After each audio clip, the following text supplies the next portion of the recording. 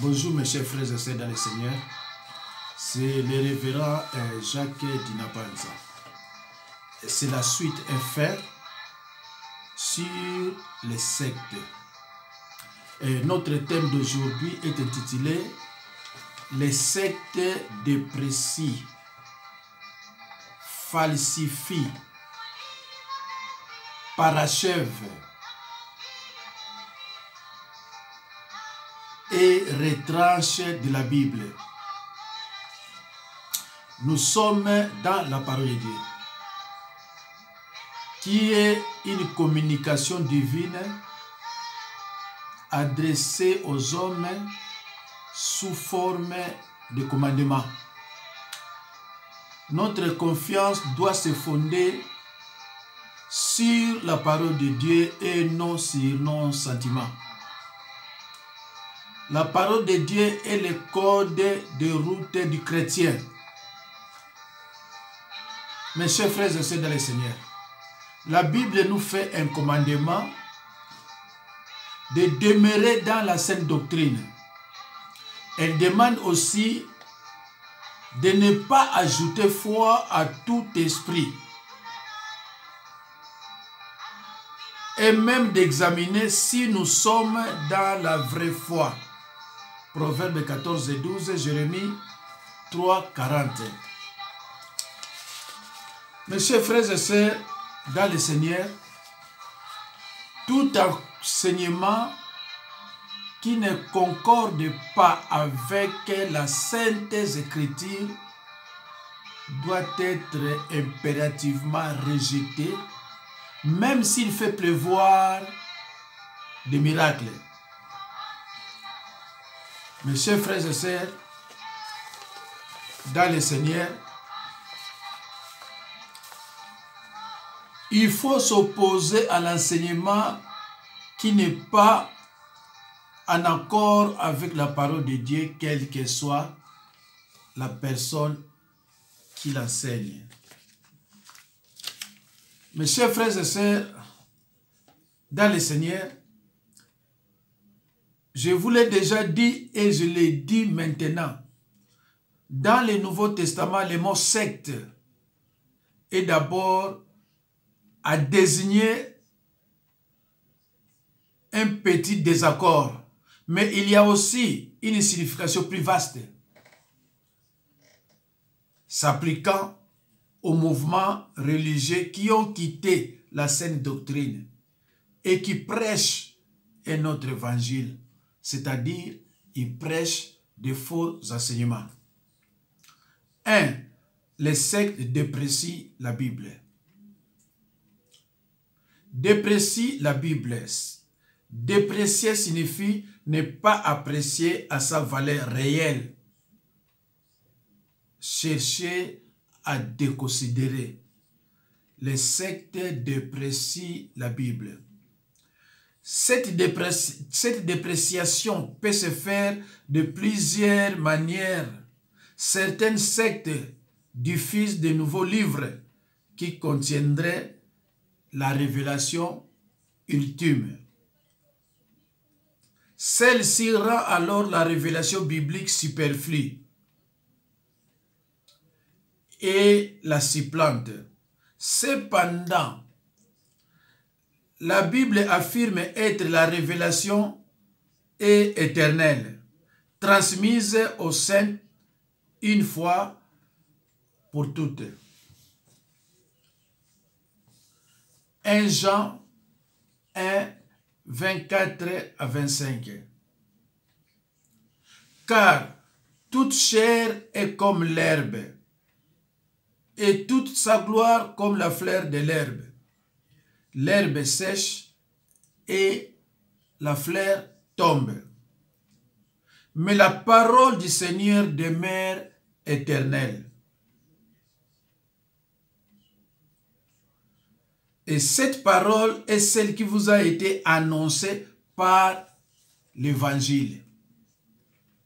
D'autres sectes qui se défendent d'apporter de nouvelles révélations, quelles que soient, ce sont les traditions ecclésiales qui l'emporte sur la révélation biblique. Mais Jésus condamne la priorité accordée aux traditions. Matthieu 15, 6 à 9. Je lis au nom de Jésus-Christ. Pardon. Verset 6. Vous annulez ainsi la parole de Dieu au profit de votre tradition. Kaka na ndenge wana bozali kokomisa maloba ya Nzambe eloko pamba pona kotosa mibeko na bino moko. Kaka ndenge wana bozali kokomisa maloba ya Nzambe pamba pona kotosa mibeko na bino moko. Vous annulez ainsi la parole de Dieu au profit de votre tradition. 7. Hypocrite. Ésaïe a bien prophétisé sur vous quand il a dit, verset 8, « Ce peuple m'honore des lèvres, mais son cœur est éloigné de moi. » 9. C'est en vain qu'il m'honore en enseignant des préceptes qui sont des commandements d'hommes. Le sambo na bango ezali na tina mon côté po balandaka bobele mateya oyo bato balakisaka bango. Mes chers frères et sœurs, excusez-moi parce que téléphone on est au fongwama, alors bato ba chaka ba commentaire na mateya oyo ya 0745. D'autres en fait comme nous les verrons D'autres encore comme nous les verrons manipulent les textes bibliques en les tordant, en l'extrapolant. Ta parole, dit Jésus à son Père, est la vérité. Jean 17, 17. Ou Colossiens 3, 16. Que la parole du Christ habite parmi vous abondamment. Instruisez-vous et exhortez-vous les uns les autres en toute sagesse, par des psaumes, par des hymnes, par des cantiques spirituels, chantant à Dieu dans vos cœurs sous l'inspiration de la grâce. 2. Les sectes falsifient la Bible. Les sectes falsifient la Bible. Qu'est-ce qu'une secte?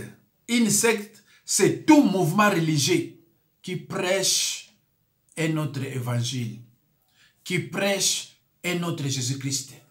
C'est ça qu'on appelle une secte. Tout mouvement religieux qui prêche un autre Jésus-Christ, qui prêche un autre évangile. Galates 1, 8 à 9. Alors 2, les sectes falsifient la Bible. Falsifier dans le but de tromper en les faisant passer comme authentiques, déforme, falsifier l'écriture, les résultats, la date, un document, un bulletin. Déjà du temps des apôtres, certains falsifiaient la parole de Dieu. Mes chers frères et sœurs, tout est dans la Bible. Tout est dans la Bible. Certes, déjà du temps des apôtres, certains falsifiaient la parole de Dieu. Seuls les vrais disciples du Christ peuvent s'approprier les paroles de l'apôtre Paul. Car nous ne sommes pas comme plusieurs de falsificateurs de la parole de Dieu. Nous n'altérons point la parole de Dieu. 2 Corinthiens 2, 17. 2 Corinthiens 2, 17. Lisez aussi dans 2 Corinthiens 4, 2. Rejetons les choses honteuses. Mes chers frères et sœurs, ne laissez pas passer des versets bibliques que je suis en train de vous communiquer, s'il vous plaît. Lisez-les. parce que je ne vais pas tout lire, parce que mes minutes sont comptées. N'est-ce pas? Je ne peux pas aller au-delà de 33 minutes. Car nous ne sommes pas comme plusieurs des falsificateurs de la parole de Dieu. Nous n'altérons point la parole de Dieu. 2 Corinthiens 2, verset 17. 2 Corinthiens 4, verset 2. Ces falsificateurs, ces falsifications apparaissent souvent dans les traditions des Écritures émanant des sectes. L'apôtre Pierre a dû mettre en garde les premiers fidèles contre ceux qui déformaient l'essence des Écritures. 2 Pierre 3, 16. L'apôtre Pierre a dû mettre en garde les premiers fidèles contre ceux qui déformaient l'essence des Écritures. 2 Pierre 3, 16. Et nous allons un peu lire 2 Pierre. Aïe, aïe, aïe, aïe. 2 Pierre. Voilà. Et, oh là là. 2 Pierre 3, 16. J'ai lu au nom de Jésus-Christ. C'est ce qu'il fait dans toutes les lettres où il parle de ces choses dans lesquelles il y a des points difficiles à comprendre, dont les personnes ignorantes et mal affermies tordent les sens, comme celui des autres Écritures, pour leur propre ruine. Mes chers frères et sœurs, vraiment, je ne vous ordonne pas, mais je vous recommande vraiment de lire les versets bibliques cités dans cet enseignement. Souvent, les doctrines sectaires ne sont basées que sur un seul verset biblique sorti de son contexte ou dont la tradition est controversée, c'est-à-dire des fausses interprétations. Souvent, les doctrines sectaires, c'est-à-dire les doctrines du secte, souvent les doctrines sectaires ne sont basées que sur un seul verset biblique sorti de son contexte ou dont la tradition est controversée, c'est-à-dire des fausses interprétations. L'apôtre Pierre, après avoir demandé à ses lecteurs de prêter attention à la parole prophétique, ajoute qu'aucune prophétie de l'Écriture ne peut être un objet d'interprétation particulière, c'est-à-dire littéralement d'interprétation à soi, c'est-à-dire isolée de l'ensemble des paroles prophétiques. C'est 2 Pierre 1, 20. L'apôtre Pierre, après avoir demandé à ses lecteurs de prêter attention à la parole prophétique, ajoute qu'aucune prophétie de l'Écriture ne peut être un objet d'interprétation particulière, un objet de ta propre interprétation. Ce n'est pas une interprétation biblique. Des gens qui interprètent de cette façon, ce sont des sectaires ou des serviteurs des sectes. Comme ces fausses doctrines manquent de fondements stables, elles subissent au cours des temps de nombreuses fluctuations, ce qui conduit au morcellement, à la désagrégation et finalement à la disparition de la secte. C'est l'Église de Jésus-Christ nourrie par la parole vivante et permanente de Dieu. 1 Pierre, chapitre 1, verset 23.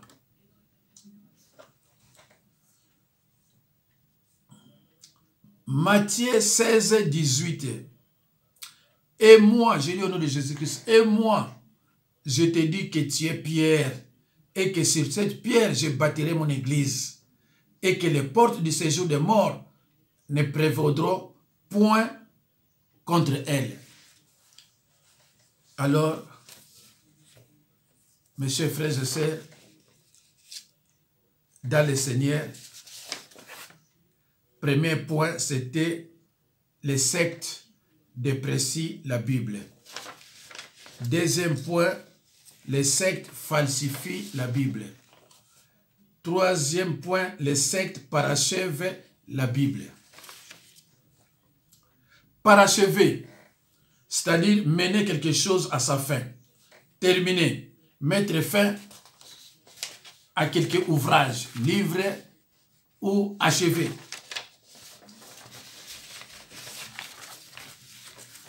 Le Nouveau Testament s'achève par un avertissement solennel. Si quelqu'un ajoute quelque chose à ses livres, Dieu ajoutera à son sort les plaies décrites dans ce livre. Apocalypse 22, 18 à 19. Deutéronome, voir aussi Deutéronome, chapitre 4, verset 2. Proverbe 35 à 6. Les choses cachées sont à l'Éternel, notre Dieu. Les choses révélées sont à nous et à nos fils, à perpétuité, afin que nous mettions en pratique toutes les paroles de cette loi. Cela est écrit dans Deutéronome 28, 29. Chers frères et sœurs, certaines sectes affirment que l'Écriture recèle un sens caché ésotérique. Mais en réalité, la Bible déclare qu'elle est claire, droite, sans astuce. Proverbe 8, 8 à 9.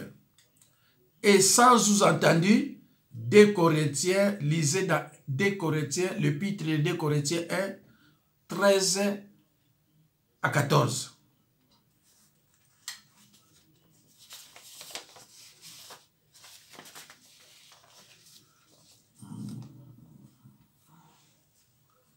Mes chers frères et sœurs dans le Seigneur, cependant, la Bible demeure un livre caché. Pardon. La Bible demeure un livre cacheté. Cependant, la Bible demeure un livre cacheté. Ésaïe 29. Inaccessible à l'homme naturel. 1 Corinthiens 1, 18 à 25.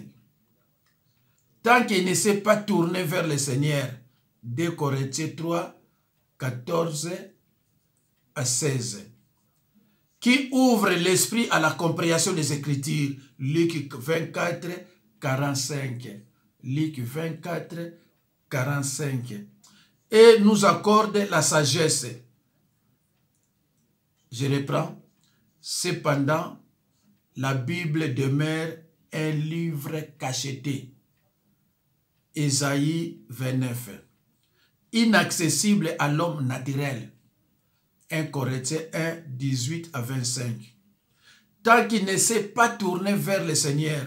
2 Corinthiens 3, 14 à 16. Qui ouvre l'esprit à la compréhension des Écritures. Luc 24, pardon, 45. Et nous accorde la sagesse. La Bible nous accorde la sagesse. 2 Timothée 2, 7. Jacques 1, 5 à 6. Mais, je dis 2 Timothée 2, 7. Et Jacques 1, 5 à 6. Jacques 1, 5 à 6. Mais cette sagesse ne nous octroie pas une illumination intérieure qui nous dispense de sonder les Écritures, de les méditer et de les étudier. Josué 1, 8. Esdras 7, 10.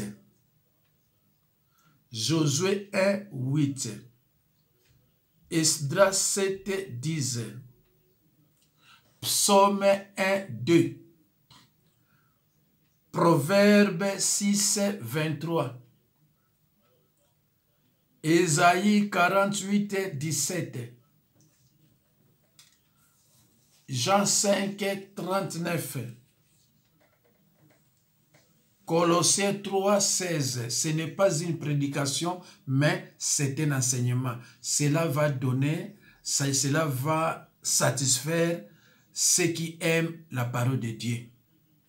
Ceux qui aiment notre Seigneur Jésus-Christ. Et surtout, ça va aider les jeunes évangélistes et pasteurs. Ils vont choisir peut-être avec Josué 1,8, les brebis de Jésus-Christ ne comprendront pas, mais ils peuvent comprendre quand on lit dans l'épître de Colossiens, par exemple, 3,16. C'est pour cela, dans l'enseignement, c'est déjà dit l'enseignement. Il y a une différence entre enseignement et prédication. Ça, c'est un enseignement. Alors, parmi les sectes qui prétendent être détentrices des révélations nouvelles, certains vont jusqu'à préciser la date de la fin du monde ou du retour de Jésus-Christ. Or, je reprends, parmi les sectes qui prétendent être détentrices des révélations nouvelles, certains vont jusqu'à préciser la date de la fin du monde ou du retour de Jésus-Christ. Or, Jésus a dit, pour ce qui est du jour et de l'heure, personne ne le sait. Matthieu 24, 36. Matthieu 24, 36. Mes chers frères et sœurs, même nous, quand on était enfants, on nous disait toujours, ah, la fin du monde, ça sera telle date, 2000 quelques. Ah, Jésus-Christ viendra à 2022, par exemple. Ce sont des révélations contraires à la parole de Dieu. Il n'y a aucun fondement biblique. Donc, ce sont des enseignements comme ça, prêchés dans des sectes. Et aucun apôtre n'a indiqué des dates. Ils ont simplement demandé de veiller. Aux prescriptions bibliques, les sectes ajoutent souvent des prescriptions alimentaires supplémentaires ou des innovations rituelles. Au sujet des aliments, la Bible nous donne les instructions suivantes. Ce n'est pas ce qui entre dans la bouche qui rend l'homme impur, mais ce qui sort de la bouche, c'est ce qui rend l'homme impur. Matthieu 15, 11. Dans Romains 14, 17, la Bible dit, car le royaume de Dieu, ce n'est pas le manger et le boire, mais la justice, la paix et la joie par le Saint-Esprit.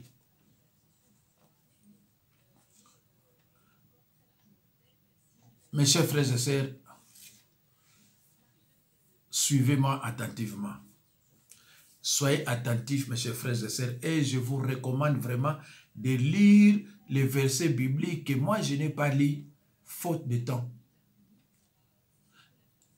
C'est pour cela, après ça, je vais peut-être demander à un de mes fidèles de m'envoyer un autre thème pour prêcher peut-être samedi ou dimanche. Je vais vous laisser un peu le temps de respirer. Mes chers frères et sœurs, au sujet des aliments, la Bible nous donne les instructions suivantes. Ce n'est pas ce qui entre dans la bouche qui rend l'homme impur, mais ce qui sort de la bouche, c'est ce qui rend l'homme impur. Matthieu 15, 11. Romains 14, 17. Car le royaume de Dieu, ce n'est pas le manger et le boire, mais la justice, la paix et la joie par le Saint-Esprit. Mes chers frères et sœurs, écoutez ce que dit Paul dans son épître de 1 Timothée 4, 1. Mais l'Esprit dit expressement que dans les derniers temps, quelques-uns abandonneront la foi pour s'attacher à des esprits séducteurs et à des doctrines de démons. C'est clair, mes chers frères et sœurs.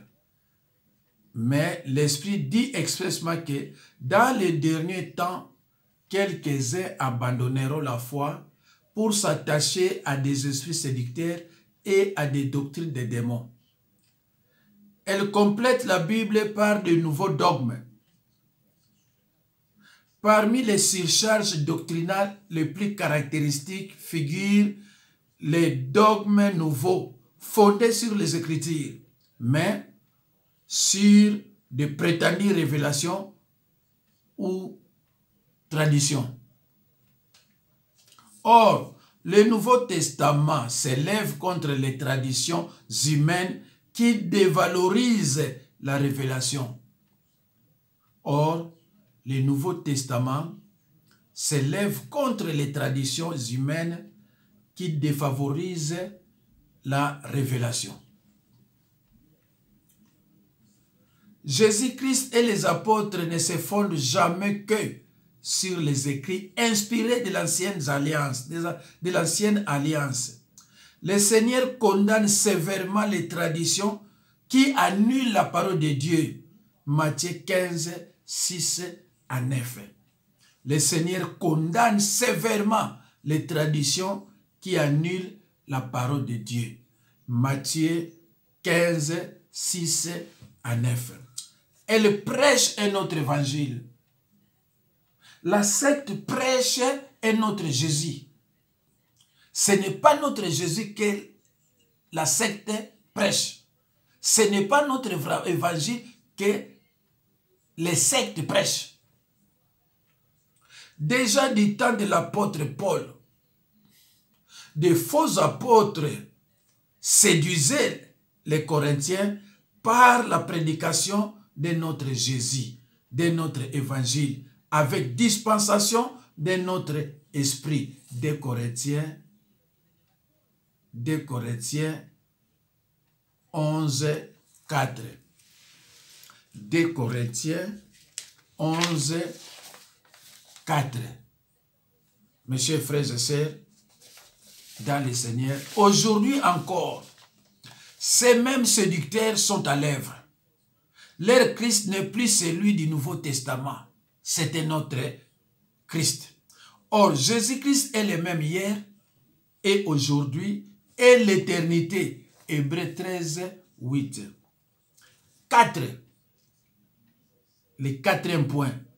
Les sectes retranchent la Bible. Quatrième point. Et le dernier. Les sectes retranchent de la Bible. Retrancher signifie enlever, signifie aussi diviser ou séparer. Quiconque ne demeure pas dans la doctrine de Christ n'a pas Dieu. Quiconque ne demeure pas dans la doctrine de Christ n'a pas Dieu. 2 Jean 9, 2 Jean 10 à 11. Pardon. Alors, ceux qui suivent, les chrétiens qui suivent ce qui se passe dans des sectes ou suivent les sectaires commettent des péchés de participation. 2 Jean 10 à 11. Certaines sectes nient la divinité de Jésus-Christ, pourtant clairement attestée d'une part par ses attributs divins. Pouvoir créateur, Jean 1, 3 à 4. Colossiens 1, 16 à 17. Éternité, Ésaïe 9, 5. 1 Jean 1, 2. Omniprésence, Matthieu 28, 20. Omniscience, Jean 21, 17. Et d'autre part, surtout par les noms divins qui lui sont attribués. Ésaïe 9, 5. Jean 1, 1. Romains 9, 5. Hébreux 1, 8 à 9. 1 Jean 5, 20. Nier la divinité de Jésus-Christ, c'est nier Dieu, trinitaire de la Bible, Père, Fils et Saint-Esprit. Certains mouvements religieux nient la personnalité du Saint-Esprit manifestée par ses fonctions. Jean 14, 26. Mais le consolateur, l'Esprit Saint que le Père enverra en mon nom, vous enseignera toutes choses et vous rappellera tout ce que je vous ai dit. Acte 1, 16, Jean 15, 26, Acte 13, 4, Ephésiens 4, 30, et sa divinité prouvée par ses attributs et ses noms divins. Hébreux 9, 14, Psaume 139, 7 à 10, et 1 Corinthiens 2, 10 à 11, et c'est la fin de notre enseignement d'aujourd'hui. Que Dieu vous bénisse, mes chers frères et sœurs dans le Seigneur. Au revoir et à la prochaine occasion. Que Dieu vous bénisse, mes chers frères et sœurs. C'est moi, votre serviteur, le révérend Pasteur Jacques Dinabanza. Que Dieu vous bénisse abondamment. Merci. Merci. Au revoir.